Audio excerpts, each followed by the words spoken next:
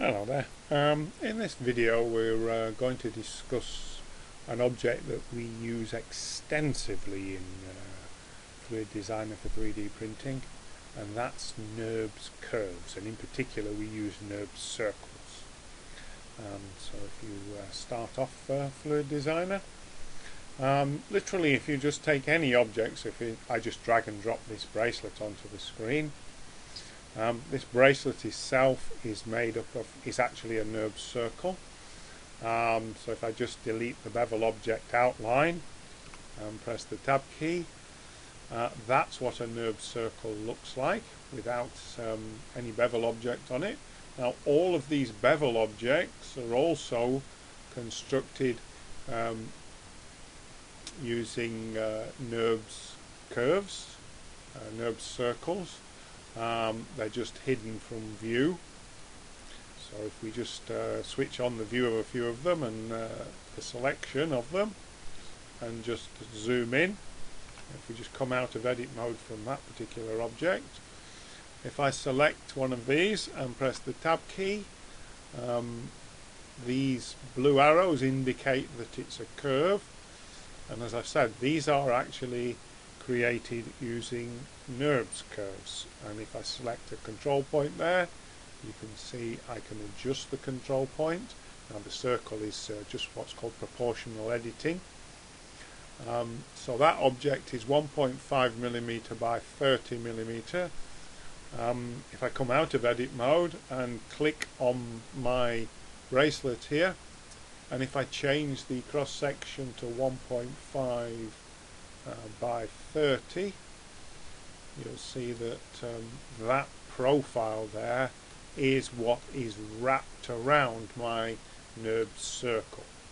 So again, if I delete that, you can see there's my Nurbs circle. This is a Nurbs circle which is just been modified to that different profile and then wrapped around there. Now the reason that we use Nurbs circles so much in Fluid Designer for 3D printing is that we get this smooth finish. Nurbs circles create very good circles, better than Bezier circles. They're more rounded, and what we find is when in particular creating jewellery objects, the number of faces that are generated are sufficient to create finished objects very simply and very easily.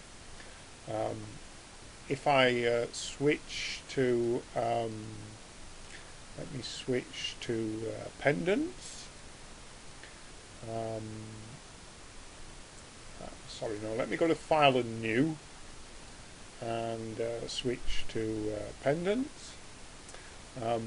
These objects here, these pendants, are again all made up of Nurbs circles and Nurbs curves. So if I drag and drop the 35mm one onto the screen there, all these objects around the outside are either Nurbs circles that have been made square, or these are Nurbs paths, straight lines, or Nurbs curves. So all these objects around here are Nurbs objects, and the main pendant itself, if we remove the bevel outline, is also a Nurbs object. Well, three Nurbs objects. There's a circle there, and this line is a Nurbs path. And all the cross sections as well, the cross sections here, which are currently hidden from view, if we switch a few of those on, and the selection of them, we just zoom into the center, these are actually Nurbs circles as well, which have just been modified to give a different profile. So we use Nurbs all the time in Fluid Designer for 3D printing. So if I just hide those from view, I'll leave these outline objects here. What I'll do is I'll just delete that pendant for the moment, and let me just go to View and Top View, and where can we get these Nurbs circles and Nurbs curves? Well, we just go to Add Curve, And if I select a Nurbs curve first of all, it is effectively one of these objects over here. As you can see, it's quite small, that size of it. If I just scale it up, whenever you scale a curve in Fluid Designer, always do Control A and apply the scale, otherwise you can end up with problems when 3D printing. So you can see that this shape here is pretty much like these ones over here, and the ones at the top, they've just been modified a little bit to give them a more circular appearance. But essentially that's what they are. Now, Nurbs curves aren't something that I use a great deal of, apart from here, but Nurbs circles are just used all the time. And again, if I scale that and do Control A and apply the scale, you can see that it's mirroring this object over here. And if I just zoom in and press the Tab key to go into edit mode, you'll see it's made up of 1, 2, 3, 4 control points which just touch the circle, and 4 further control points around the outside. And we've got these blue arrows going around it. Now, if I adjust this, you can see that I can change my appearance of my circle, make it into a heart shape. If I click on the right mouse button, I can switch the arrow direction. That's this blue arrow here. Now, I personally don't find that of any great use. But if I select a couple of control points and click the right mouse button, if I subdivide, you can see I add in another control point there between those 2 points. Now you may wish to do that so that you could modify that heart shape to be something slightly different. Okay, so if you select 2 control points and do right click on the mouse button and click subdivide, you can add in a further control point there, which enables you to modify the shape. Now, the other thing we can do is, if we click the right mouse button, if we remove the tick from draw handles, you can see in this instance it doesn't have any effect. With the Bezier curves, if you did the previous video, you can switch handles on and off. Here it doesn't have any effect. And also in Bezier, which is the thing that I find makes Bezier so different from Nurbs, is you can select vector, and you can get a straight line profile for Bezier vectors. You don't get that effect in Nurbs. Nurbs like to be smooth and rounded, so setting the handle type doesn't really make any difference here. Okay, so what can we do once we've actually got our Nurbs curve there? Well, we can wrap a profile curve around it. So if I select 1 by 1, you can see I can create a solid 3D printable object by adding a bevel object around my Nurbs curve, or Nurbs circle as it was. And the bevel object that I've added in this case was also a Nurbs circle. And notice it's 1 by 1. Well, if I select this object over here and switch it in view, and if we zoom into it, you'll see that it actually doesn't look like a circle, because if we go into edit mode, what we'll find is that this has got more than just the 4 control points there and the 4 control points in the corner. There are some additional control points. Now, if we actually, I'm going to hold down the shift key. I'm going to hold down the shift key and highlight these additional control points. And if I press X on the keyboard and delete those control points, look what happens to my shape there. If I view it from the top, you'll see that it is a circle now. That's what this object is. It's a Nurbs circle. But what we can do is if we highlight all the control points on a NURBS circle, and if we do subdivide this time, so if I click the right mouse button and do subdivide, this will create a control point between every single set of control points there. And that's the effect that you get. And that's the effect, that's the object that I've used to wrap around my NURBS curve here to give me this kind of square profile. Now clearly it's not quite square, it's got a nice rounded edge to it, which makes it nice and smooth and really good for 3D printing jewellery. Now if I wanted to make this more square, I could click the right mouse button again and subdivide it again, and notice that my shape here has gone even squarer. Now there is a downside to doing this, and that is that you increase the number of meshes on this object, the number of faces, and you can increase it to the point where you end up with more than 1 million faces, and if you try and print that at Shapeways, they may well reject it. So if I just keep subdividing, it looks great, this, and it gets squarer and squarer and squarer. But there is a trade-off here, that if I press the tab key and come out of edit mode and select this object, we can end up pushing the faces too high. Let me just do Control Z and undo that. Yeah, you can see there the faces is just 17,000 with this rounded profile. When I made it, let me just do edit and redo. When I made it very square, notice the faces went up to 91,000. But that's on a relatively small object here. So there is a trade-off. If you want a really fine edge here, then you need to do that to these cross-section objects here. I personally prefer them with that kind of profile, which is nice and smooth. Now let's what else can we do with these objects? Well, if we click on this one here, if we look in the properties panel, we've got this box ticked here, cyclic U. If we remove that, look what happens. Our curve, circle, cycle isn't completed, and we end up with an open curve.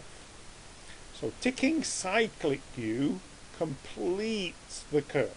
And this was the same sort of effect you probably saw with the Bezier video. And if you don't have cyclic U ticked, this object will not be 3D printable because it's got an open end, but you can fill the cap to fill in the ends. So the ends are filled in, so that object would 3D print, that object wouldn't, that object clearly would 3D print. So that's a NURBS circle squared off and wrapped around another NURBS circle which has been modified. Now if we just go to File and New and reload the startup screen, so all these, most of these objects here, almost all of them, have got NURBS curves and NURBS circles applied to them, saved in them as the cross-section bevel object. Now if we just pull back the screen there, and if I open up the toolbox, if I add a curve and if I add a NURBS path, the NURBS path is just a NURBS object, but if I press the tab key there, you'll see that it's actually a straight line. And so wherever you want to use a straight line object rather than a curve or a circle, you can add a NURBS path. And I've used this, if I just press the tab key to come out of edit mode there, if I go to 3D templates connectors, and if I just drag and drop one of these wire connectors which are used for earrings and pendants.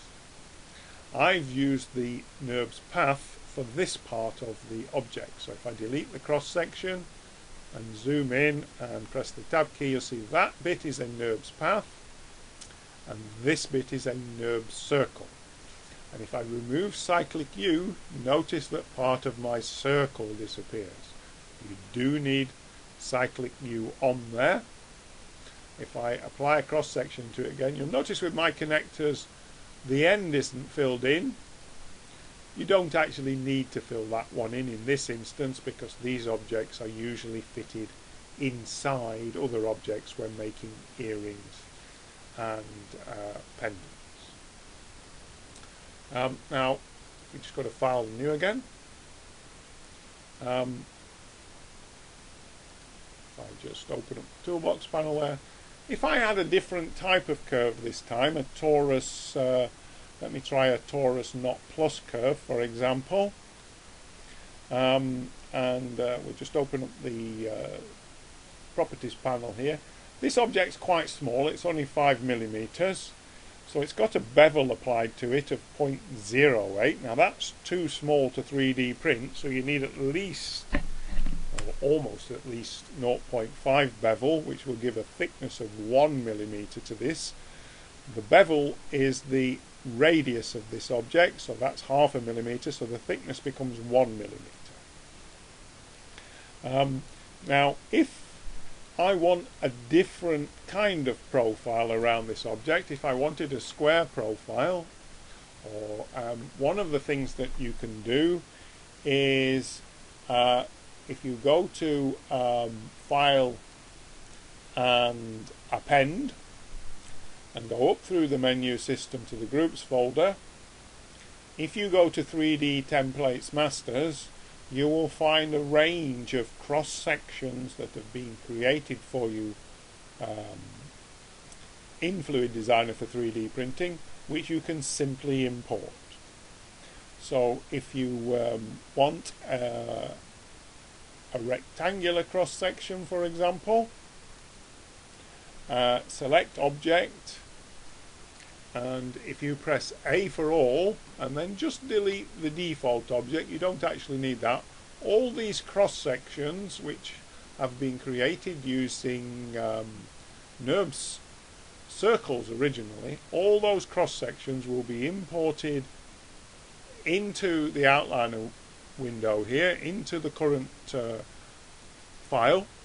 So there's the torus knot that we've used, and if we want to apply a different profile to that, 1 by 1 for example, instead of using the bevel object here, we could for example set that back down to 0. Oops. All the objects we've just appended have just disappeared there. Let me just append them again. Let me just go and do File and Save As, and let me just save this object to the desktop, and I'll save it as untitled because I'm not really going to save this. That prevents those objects from being deleted. So there's my torus knot object, and this is also a curve, notice, when we zoom in. And this object functions very similar to the Nurbs object. And you see it's got a lot of control points around this torus knot curve. And if we want to apply thickness to this, we can go to Properties window, go to the curve icon, and we can select a 1 by 1 cross section. And there it is, we've applied the cross section. And that cross section is based upon, and I'll just move that out of the window, it's based upon this object here, which started life again. That started life as a Nurbs circle, and it's just a Nurbs circle where I've added in additional control points here by doing subdivide, A and subdivide. That's how that object, that Nurbs curve, Nurbs circle object has been created, and that's what's being used for the to apply the thickness to this torus knot. So throughout Fluid Designer for 3D printing, many of the objects that we use, if I go to File and New, many of these objects here are actually curves of one sort or another. So let me just show. I'll drag this Celtic knot bracelet, for example, onto the screen. Okay. If I just delete these modifiers and then zoom in on the object, you'll see when I delete the cross-section diameter, you can see that this object is a curve. And this, although this is not a Nurbs curve, it behaves very similar to the Nurbs curve. This object, this Celtic knot object, when we wrap a curve around it, and I'll do the circular one. So we're wrapping a Nurbs circle around it. So this object here, this cross-section diameter, that's the object that I've just wrapped around. I've used this curve, you can just see it in the center of the screen there. I've wrapped that curve around this what was it, this Celtic knot bracelet. So I've wrapped a Nurbs circle around this Celtic knot curve. As I say, you can see that it's a curve when we remove the bevel object and go into edit mode. So throughout Fluid Designer for 3D printing, over and over again, you're using Nurbs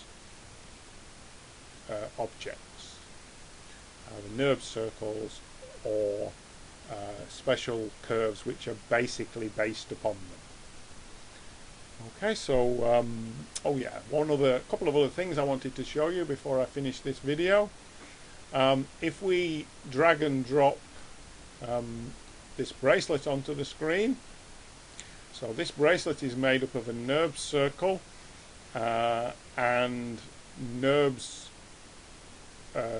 circle modified for the cross section is wrapped around it. If I go into edit mode here, and if I just select one control point around this Nurbs circle, one of the things I can do is I can change the radius value of this. And if I click here and drag with the mouse button and increase the radius, you can see that's changing the profile of that point.